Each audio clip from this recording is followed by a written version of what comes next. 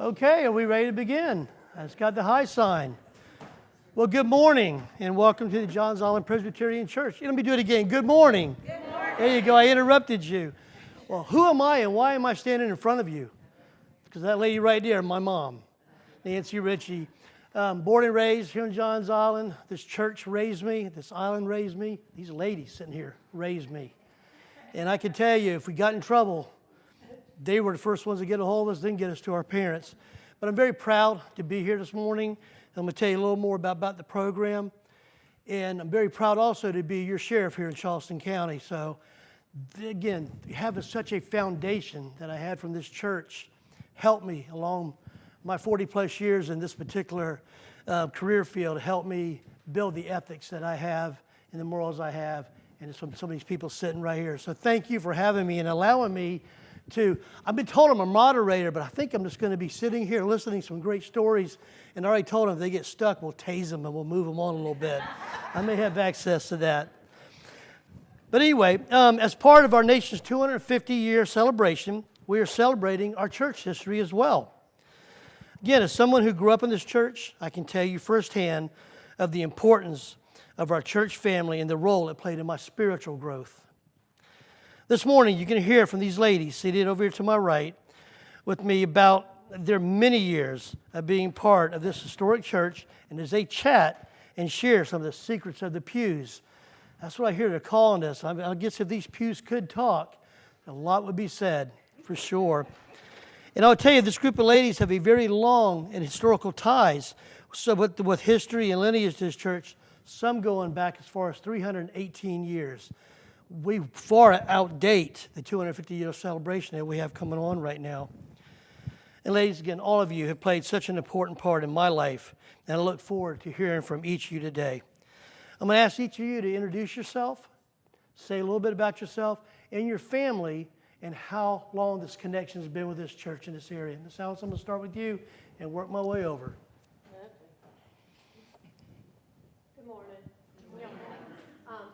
I am Alice Hills Mize. I was born on Johns Island.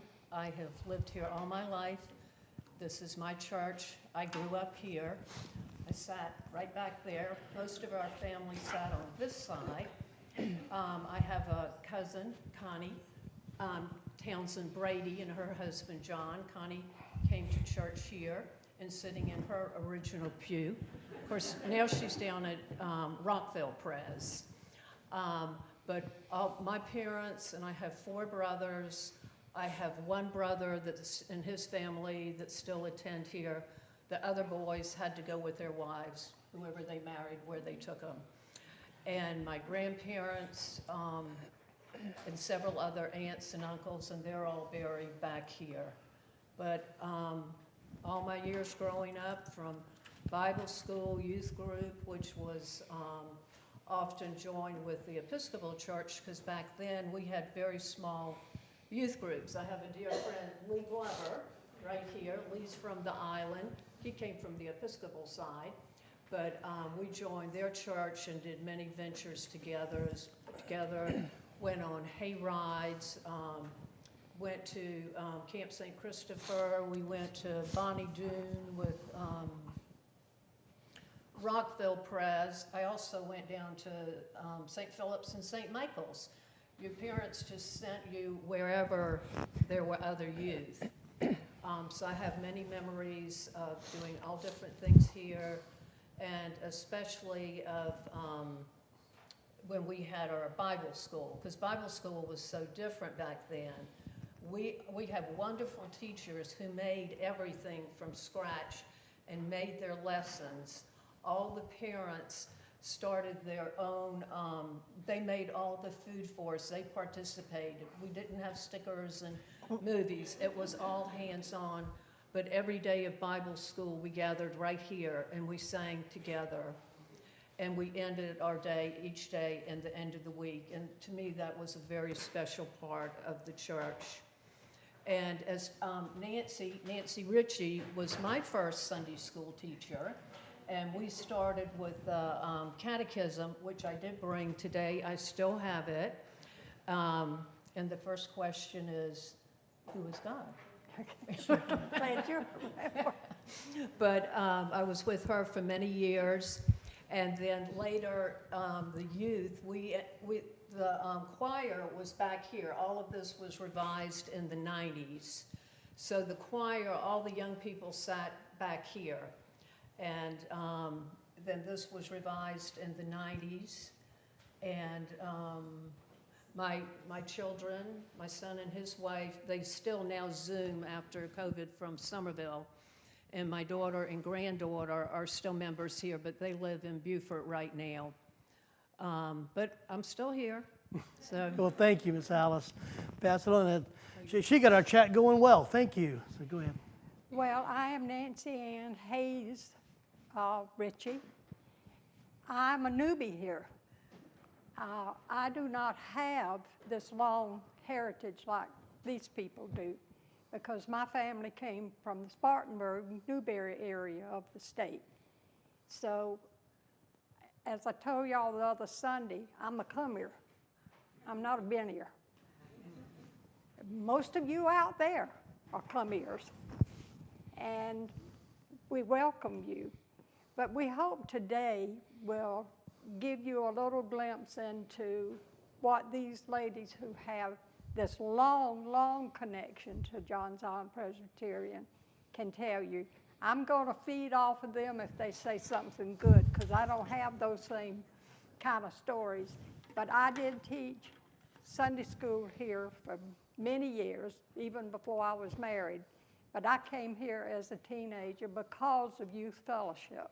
Paula Hay and Lucia Walpole, and I started first grade together at Johns Island High School, Johns Island School, St. John's. So that's how I became a Presbyterian, but it's deep in my soul now. Thank you, Miss Nancy. And Miss Nancy here has a lot more Well, good I'm stuff not for long generations as Margaret and Linda are. I'm Nancy Limehouse Carter. As many of you come across the Limehouse Bridge, that was my grandfather. My grandfather came here in the 1900s, early, maybe in the 1800s. He ran a sawmill on Waterlaw, and then he moved down to be near his friend, Mr. Tommy Grimble, at the corner where the bridge is now. So all of that property that you now go through that's all torn up was my grandfather's, and it's pretty heartbreaking to see. But anyway, my granddaddy came here. He was born in Somerville, and he was always a Methodist. So he left Johns Island Presbyterian Church in the late 40s when John Wesley United Methodist Church on 17 was organized, and he went there to help them. But back to all of us, he saw that we were all brought up in the church, and my parents also. My mom was the church organist here for 33 years. She never missed but like 3 Sundays in 33 years. She played for all the funerals and weddings here and any kind of special occasion. So I cut my teeth on music here in this church, and I can tell you a little bit about the first known music was brought, a melodeon that was brought by the Hills family. And Aline Walpole, who's a descendant, her mother-in-law was, no, her mother. Oh, Lila. Lila Walpole, and she has that in her home today. The melodeon has been turned into a desk, but that's where and they brought it by horse and buggy. Anyway, then at some time when my mother came in the 20s, late 20s, there was an organ that was on this back wall here, big pump organ. And so she would have to get members of the church or youngsters in the church to pump. So she was always leaning over, pump, pump, pump. But anyway, then after that, in the 50s, late 50s, 58, there was an electronic organ put up here, which some of you don't know about this diocese that was here before, where we all grew up on. Well, after that, an Allen organ was also purchased up on this side, and then we bought the organ in the renovation in the 90s, this organ up here. So that's a little history about the music, but if you want to know other things, I can also bring up to mind. And we're going to do that in just a minute. Okay. You better believe it. Miss Linda, tell us about yourself. I'm Linda LaBrie Berry. I am the 9th generation of my family to attend church here. When my ancestor Solomon LaBrie first bought property on Johns Island in 1725, he started attending church here when he was in residence on the island. I have a daughter who is the 10th generation to be a member here, and she has 2 little boys who were recently baptized here, so hopefully we'll keep going for a lot of years. Okay, I just lost my train of thought. Yeah, the first few generations of our family were members at Circular Congregation downtown, the first 3 generations, and they were all buried there, but they attended here when they were on the island. The next 5 generations are buried back here in the cemetery. You'll tell us a little bit about yourself. Okay, I'm Margaret Seabrook. I'm also a 9th generation, and I have 3 generations since me, okay? I've been in this church forever. All the ancestors, like Linda's, are back in the graveyard, and I agree with a lot of what they say. We were raised, you went to church. I was baptized, confirmed, and married in this church. Bible school was a big part of my life growing up, but since this has gotten kind of lengthy, I'm just going to stop there. And so we can chat more, because I know that's what y'all came to hear. Thank you, Mom, for the manners. I was not going to interrupt you, ladies. Y'all can talk as long as you wanted to. Yeah. I'm going to sit down with y'all now and kind of feed in. First of all, thank my mom, obviously. I am from here because of her moving here, born and raised in 1964, right here on Johns Island. Love every minute of it. I heard y'all speak a little bit about our youth groups. That was so important. I'll just tell you that, because I grew up with those of my age that I grew up in this church with. We also went to school together. Most of us kindergarten through 12th grade, right down the road at Charleston Collegiate now with Sion Academy, and we still stay in touch. Those of us that are still near you, but how important it was and wonderful it was to have members of our church, and I think of Miss Daisy and Mr. Aaron Leland, that would always host the youth group at their house. And we would always go there, s'mores, good food, good fellowship. And then I heard somebody say something about a hayride. Always look forward to the hayrides around Christmas time when we went Christmas caroling to all the shut-ins or some of the elderly from our church, and we got a chance to sing out of key, out of tune, but that's okay. It was just such a fun time, and we really enjoyed it. And I'm going to turn this over in just a second, but we talked about this graveyard. So as kids, we'd run through this graveyard late at night playing. And there's always a tombstone that always caught my eye, and I want y'all to look at today, or if you get a chance to take the tour. Here lies the body of Ichabod Brewster. That one's out there. It says that. I don't know who Ichabod is. I hope our historian could tell it, but that is literally out there. And as a kid, I was either fascinated or terrified, but we'd always run back there to look at it. So I'm going to start with you, and you tell us some stories. We'll get you going. I have something in my hand here.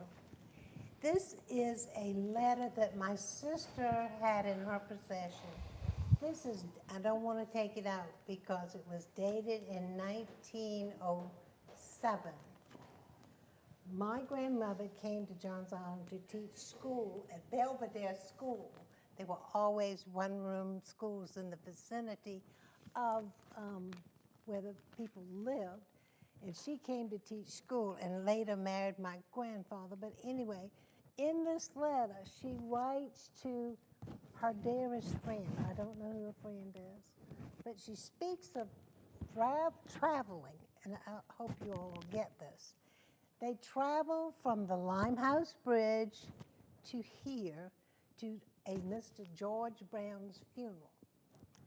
From there, they leave and they go to where the Bohicket Marina is today to visit the Andals, another family that was a member of the church here.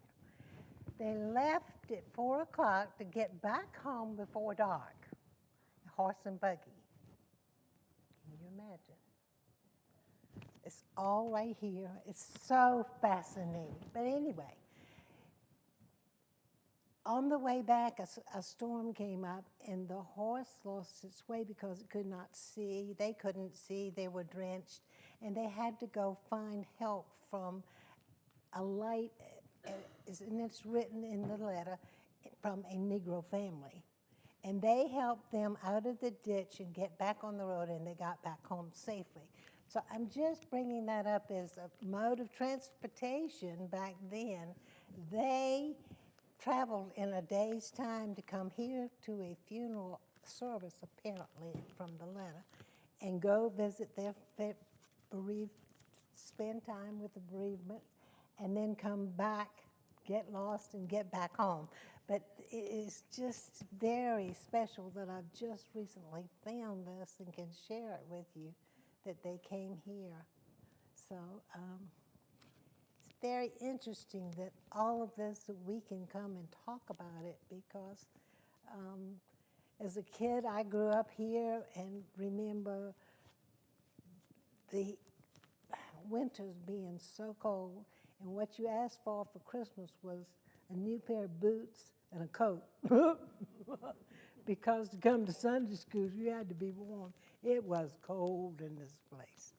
But other than that, I'm out of here, y'all. Excuse me. I thought I cut it off.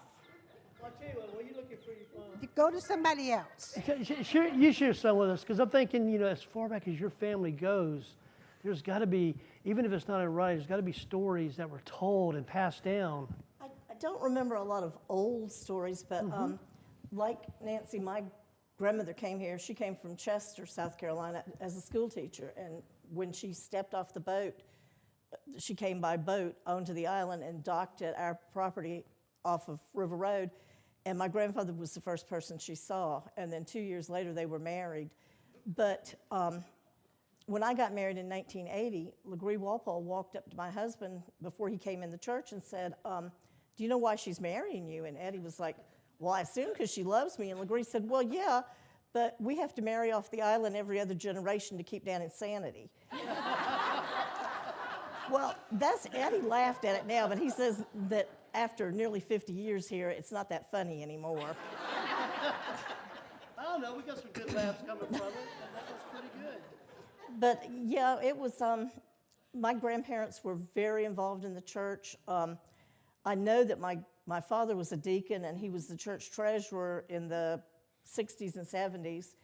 And back then, it was the treasurer just dumped the money in a bag and took it home and counted it when they got home. And then Mama would take it to the bank sometime later in the week. There wasn't a bank on Johns Island then. And my grandfather and great-grandfather and great-great-grandfather were all elders in the church. We don't know about any further back because the church records were destroyed in a fire. But it wasn't something that people talked about. So, nobody said previous generations did this. It was expected you were supposed to do your duty, which was to serve God in whatever capacity. And the only story I really remember my father talking about was my grandfather farmed most of his life, except for a few years as a young man. He got a job off the island, and he would come to church every Sunday. And one Sunday, he wasn't going to get paid for another week. And he had $1 was all he had left to eat on that week. And he had such a strong faith in God that he put that dollar in the collection plate. And then on his way home, riding his horse down Edenvale Road, he found $20 laying in the road. So we were always taught that you give to the church and the Lord will take care of you. Yes, ma'am. Thank you. I'm gonna come to you. What kind of memories do you have for us? Well, Probably many. yes. Uh-oh. The taser's getting ready to come out. That phone goes off again. I have cut it till it's off. Get off. With what? You go ahead. Yeah, what Nancy was saying, like horse and buggy and all. I can remember, I don't remember that, of course, but my grandmother or my aunt saying there were 8 children in my daddy's family, and you came to church. You did what you wanted on Saturday night, but you got up the next morning and came to church, and we always sat over here on my left, y'all right, and my aunt told me, because she lived to be 98, and she was telling me they all came by horse and buggy, but that was a little bit before her time, but her brothers, they did. And they all came in, she marched them up, and they all sat in the pews. And church then was an all-day affair, because the roads weren't paved until, somebody correct me if I'm wrong, I think it was 1920. I don't want to hear Yeah, no, I know you. So it was an all-day affair. You got up. It took a long time to get here. You ate, apparently, at church, and you got back home before dark. So it's not like it is now. A stretch of Pawhuket Road was from Maybank to here was not paved in the 40s. Right. And if it rained and you had ruts in the road, and cars back then had running boards, you sometimes would get stuck. Wow. So that I do remember. That some of the From my roads. observation, the infrastructure's gotten no better. Exactly. And I can tell you from a law enforcement perspective, I hate that, just saying. But let me talk about real quick, and I'm going to cue Mom up here in a minute. You talk about eating. So I remember as a young kid here, we'd have Sunday school, we'd all run over to the education building. So whoever was in the kitchen would have a cookie and a few peanuts from a pack and a little bit of juice. We all knew we could run get that right after church. And I'm sure somebody sitting in this row has handed out those peanuts and cookies to us. This came from Tom's. Tom's, yes, they did. But before that, it was Miss Mary Andrews and Miss Mary Hay who made them at home in preparation for Bible school. You always had homemade cookies. And they would also get the little half cups of ice cream That's and right. hold them back and bring them for us to have. That wasn't much back in. Oh, we loved it. Wooden spoons. Yes, yes. Yep, for sure. Talking about the wooden spoons, that during the summertime, this church wasn't air conditioned until 40, 50. 1958 was air conditioned. So we grew up with no air conditioning, the windows open, and the fans, I was thinking about this the other day. We had the old paper fans with the popsicle sticks, and they all were from some funeral home. And that used to fascinate me, that it was from a funeral home. But that's all we had. I mean, they were good for swatting the wasp that would fly in.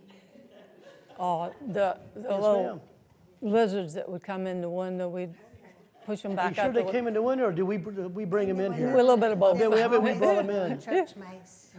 Oh, yeah, and now, go ahead, and Yeah, I'll tell you. Mom, you haven't spoke yet, Yeah. other than your introduction. Tell us something maybe about Bible school. 'Cause I know you were very much involved, had us kids involved, so tell us. Well, yeah, I taught Bible school, and my sister taught Bible school, and she was always the character that would dress up, and she would make costumes for herself and anybody that was going to be in the skit. And she hated it when it was just a puppet thing. She wanted it to be, and that was good. But I knew Linda's grandparents, Miss Herman Legree and Mr. Bardell, and they sat on the second pew from the back, and Mr. Bardell always went to sleep. I don't know whether the minister was watching him during those times and would get his attention again, but that's a little thing I remember about them. I was telling somebody a story on Margaret the other day where we'd been down to Seabrook Island for a church picnic. And the wind was blowing that day, so you were getting that sand, and it was pretty fierce. And I don't know how she talked her mother into it. She got sunburned, but she was a young kid. But when she come to church that day, her whole back was covered with beach sand. So she says she doesn't know how her mother let her out of the house without washing it off. But I remember all these girls, they were my students or my kids in Bible school, and we didn't have big congregation here. And I started coming with Paula Hay and Lucia Walpole to youth fellowship, and that's how, but we had the ebb and flow of children. And sometime you would have a lot, sometime you would be like Alice. Yeah, you'd have to go to the Episcopal Church down the highway here to have enough of kids to have a decent youth group. And just this 2 Sundays ago, we brought in, 17 new young people that became members of this church. So, as I said, the future for the next 300 years, I think, is safe. And because we've got a good flow. And, but we might reach that having no babies for a while, and it gets thin, and then it piles back on again. I'll just play into what you talked about with the Bible school being generational. So as a little fella, being part of Bible school, but then becoming a teenager and getting to help lead it. That was always exciting for all of us in this church, because we got to now teach the younger ones that were coming up behind us, and really enjoyed that. And I keep hearing everybody talk about, that was my pew, that was my pew. They're right. Everyone had their pew. We knew where we were sitting. Didn't have to find where Mom was sitting. I knew where she was, where my aunt, where other folks were. And I wasn't going to bring up sleeping, but Mr. Buckner, sitting right there in that front row, and he probably got his best sleep ever in Sundays.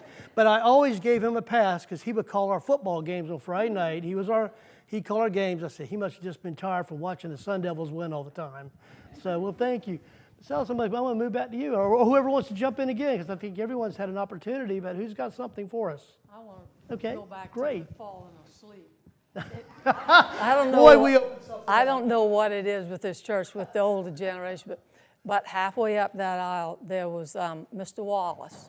He was superintendent of our high school and grammar school, and he sat diagonally across from me, and I was a kid, and he'd sit like this on the door of the pew. So I sat there every Sunday just waiting on him to fall out the pew. He never fell out. But one Sunday, he caught my eye, and he did like this on the pew. There was a family of mice running up the aisle. Yeah, running up the aisle. And so they were all concerned what I was going to do, because I was a devilish child. But I sat there very calmly and just watched them. But that man fell asleep every Sunday. It's amazing what you don't take in from the minister, but you do from the other people in the church. But it's just what Carl was saying. It shows you. But this was before we had Jerry, so. Yeah. But yes, he was amazing.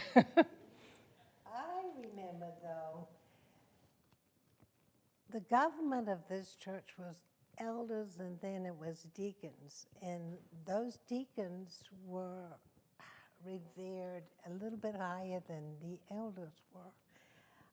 I don't know how to explain it other than it was just they were, to me, in my mind's eye as a child, they were a little bit closer to God.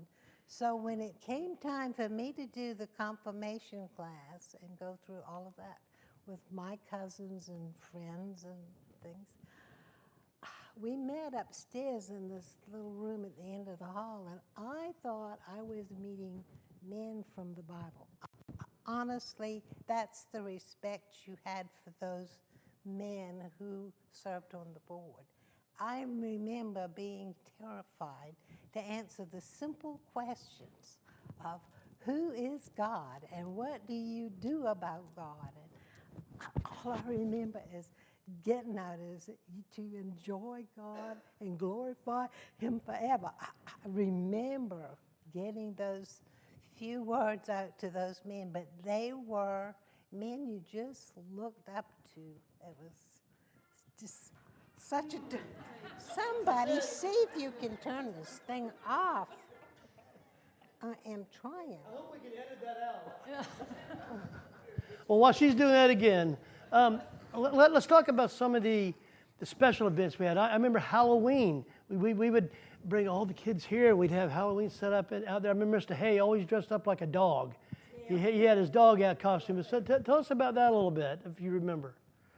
Uh-oh, I guess you weren't invited. I know, I'm kidding. But no, we always had a lot of fun over there, needing a place for the kids to come and have safely trick-or-treat and have fun here at the church, and y'all always provided that for us.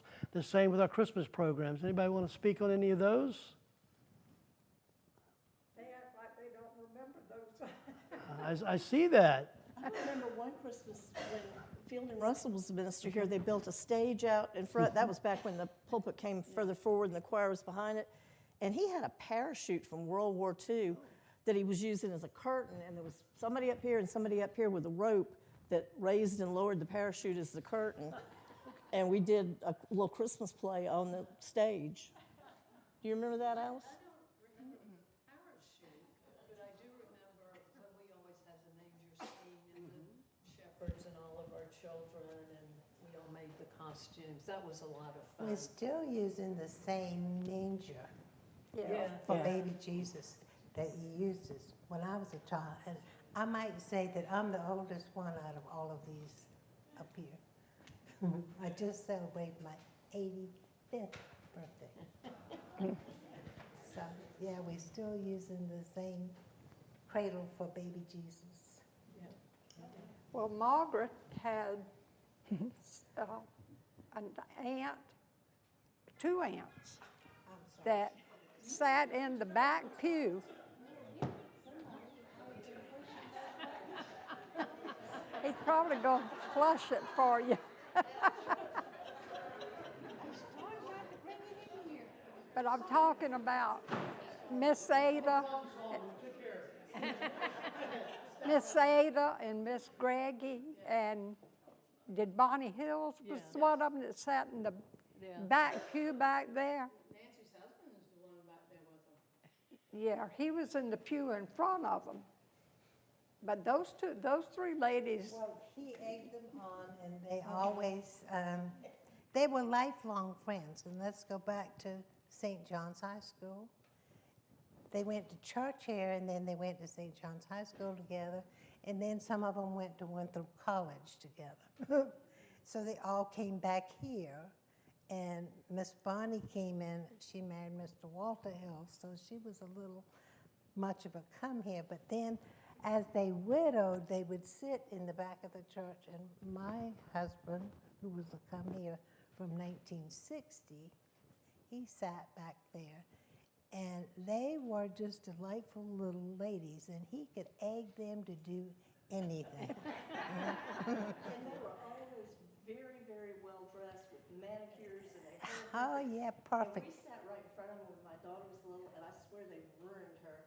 Because that child's got to have her nails done, and I think those were the examples. Exactly. but I think they could get a little naughty back there talking though during the service that they would scold us about, but I think Grayson had a name for them. The Bad Bunny Club. Now we're getting the secrets of the pew. Now we're getting there.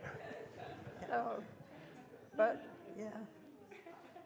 Well, I have one very bad story, Okay. and it's the only thing bad. the only thing, Anyway, my parents were the historians here for many, many, many, many years, and passed that over to Tina quite a few years ago since they're gone. But when we were going to church here, when my son was born, he had some disabilities, and we had a couple that came and joined our church, Tish and Bob, and they lived down the other end of River Road and raised Arabians. And so she was very good, and she had show horses and all, and she thought teaching Edward to ride would help him with his issues.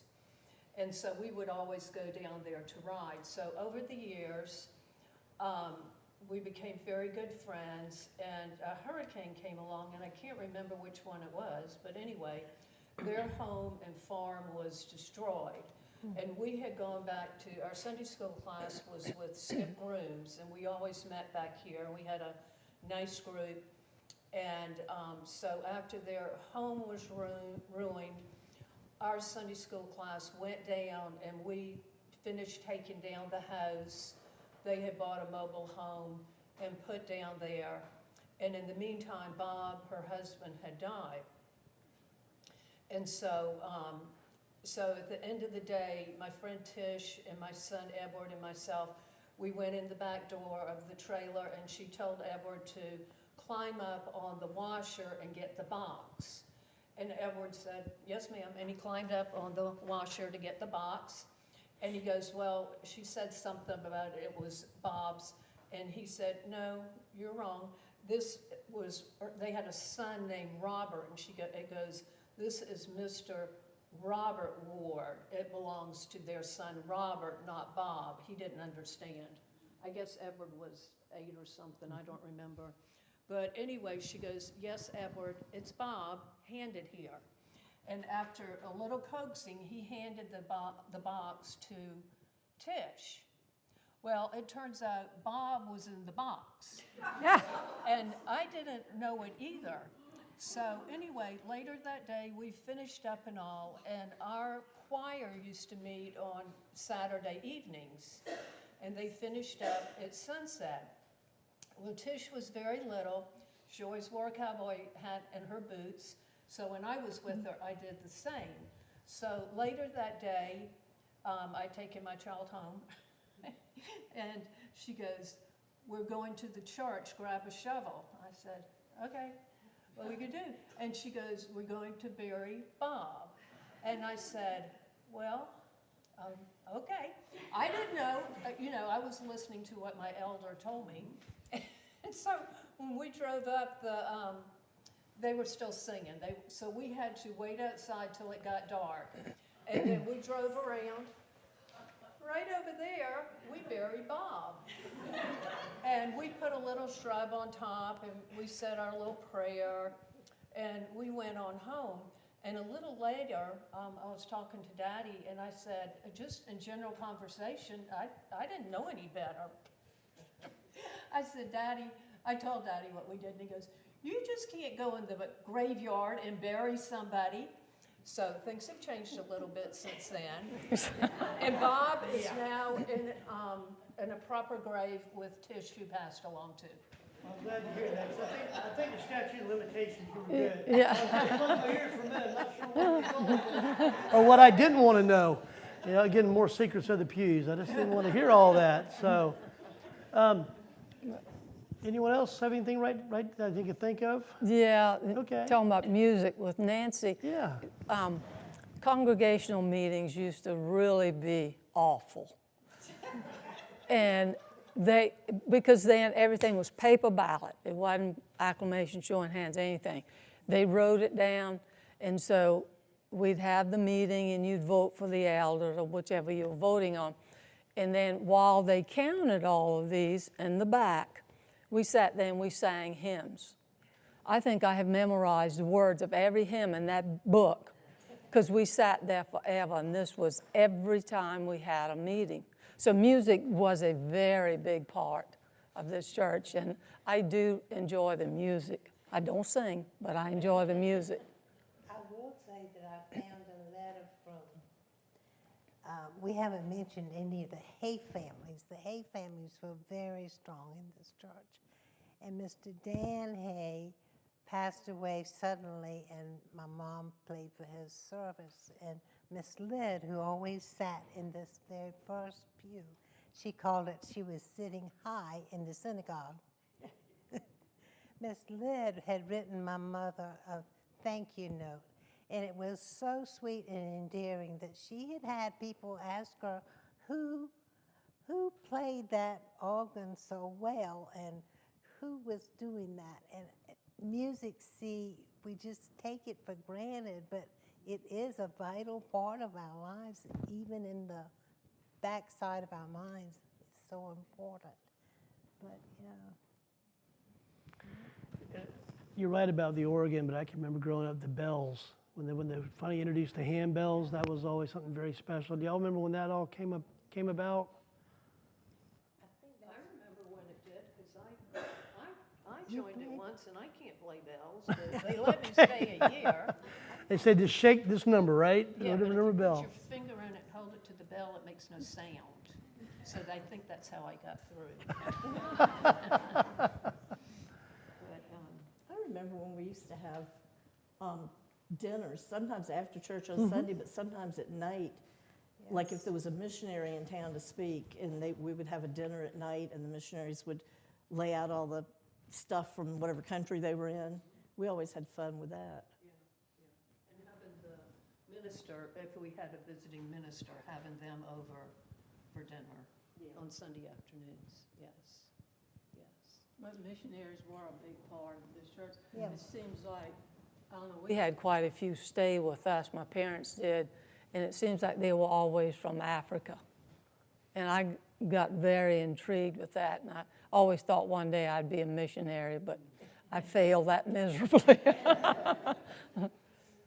We need to talk about missionaries, but this isn't a missionary story, but it is a story about, with our youth group, we wouldn't stay here on Johns Island. I remember going to Columbia, and we would meet with sister churches, if you will, and meet their youth groups. And so, our church tried to get us to go out and expand and be part of other churches similar to ours. So I know I always appreciated that, helped us get out, and they hear about what we do, we hear about what they did. So appreciated that kind of guidance that we had from all of our families. And I've got one more story. When we were teenagers, Alice and I, Fielding Russell was the minister here, and he would take us and do all kinds of things. I mean, he was a wonderful person, but he took us several times to Columbia to rallies and stuff. But one year he took us Christmas caroling, and he had an old station wagon. And this was before you plugged things into cigarette lighters, but his hobby was mechanics. And he put Christmas lights around the luggage rack on the station wagon and wired it into the cigarette lighter. So we were driving down the road, and we were all in the car singing, and some old man was coming the other direction and saw us and ran into the ditch. Oh, no. And now you see it all the time. Ms. Nancy, go ahead, Ms. Ellis. Some of our youth group activities, one year, it was really fun. Beth and Henry Oland, Beth was a Hills also. They lived down River Road too. And they raised tomatoes and chickens and all that stuff. So part of our Sunday afternoon youth group, we always got in tomato fights down there. That was the big activity. And then we also went on coon hunts. That was my first coon hunt. I didn't get one. Carl Oland, he and I were both we graduated together, kindergarten, 12 kids, church together. So he was Carl with a K, and I'm Carl with a C. And even till I see him, he still tells me his name's spelled right and mine's wrong. So to this day, we still have that conversation. Yeah. And then I think most of us, the young people, we worked at Mr. Oland's store, the red and white up there. Right. So. You brought up those youth rallies. That was a way to learn how other people in the Presbyterian Church actually governed and handled their way in the churches. So we went back in my day. We went to Orangeburg. We went to up around King Street in the Harmony District. They had a camp up there, a Presbyterian camp there. Johns Island youth in my time went to Barn Cluckin in Flat Rock, North Carolina, and spent a week. We weren't just little country kids. We were exposed to a lot.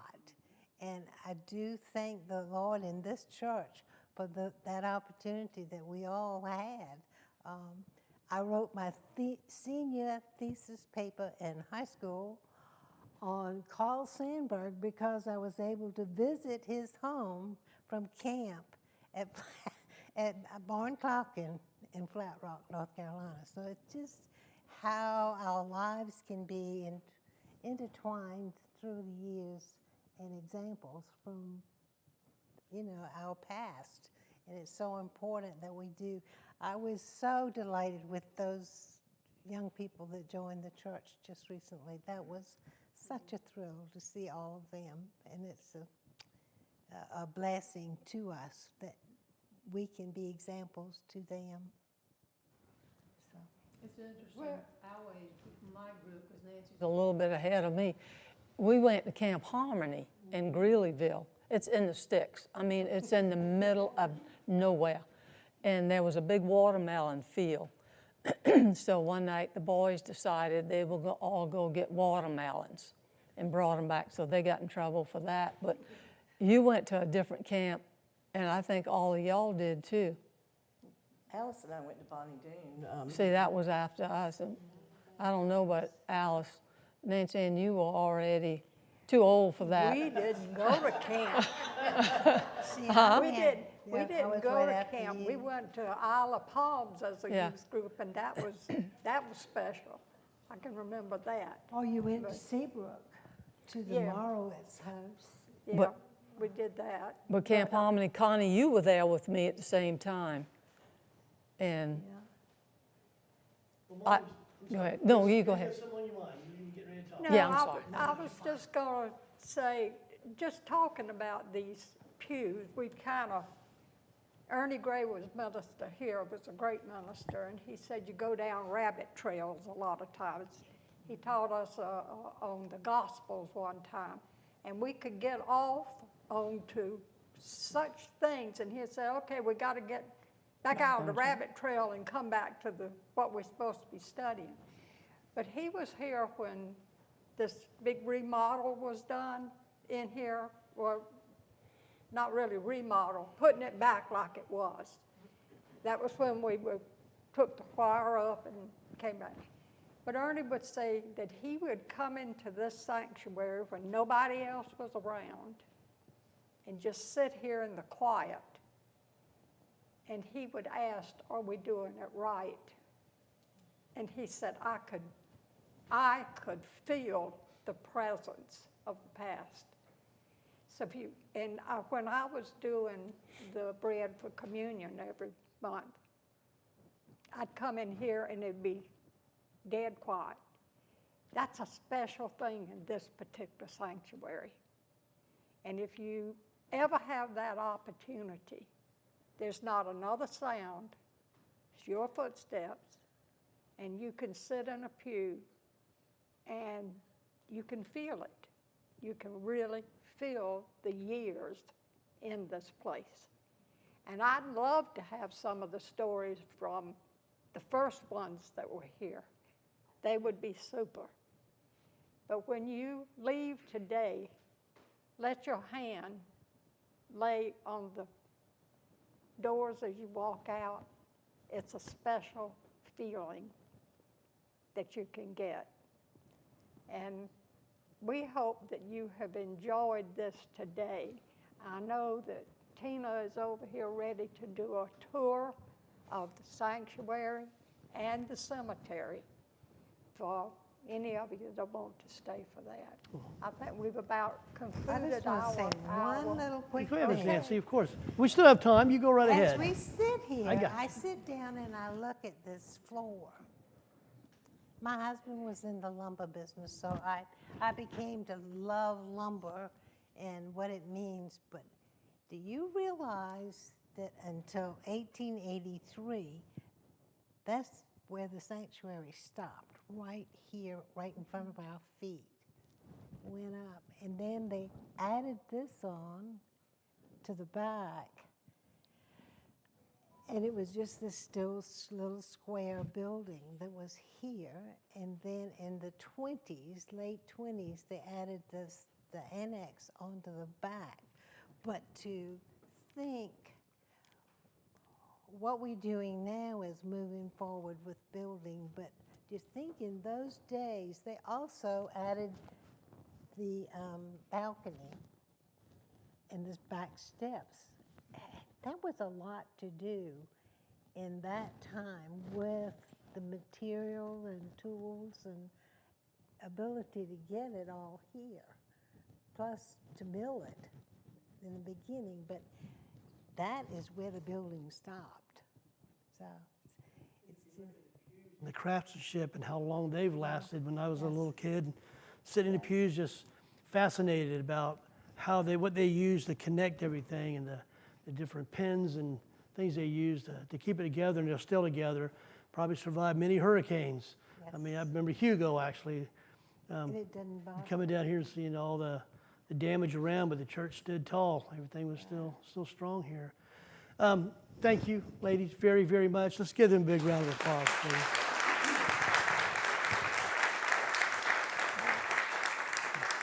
It's been an honor for me to get to come back to my church, the one that raised me, and get to hear some stories again and share a few of my own. I can't tell everything as Mom's still here. I could probably get in trouble, and probably thank some of y'all for not telling on me. No, but no, we really enjoy this. Take some time when we end here. If you got questions, come up and ask and speak to them. I know they love to talk. I believe that. But thank y'all all for being here. Thank you.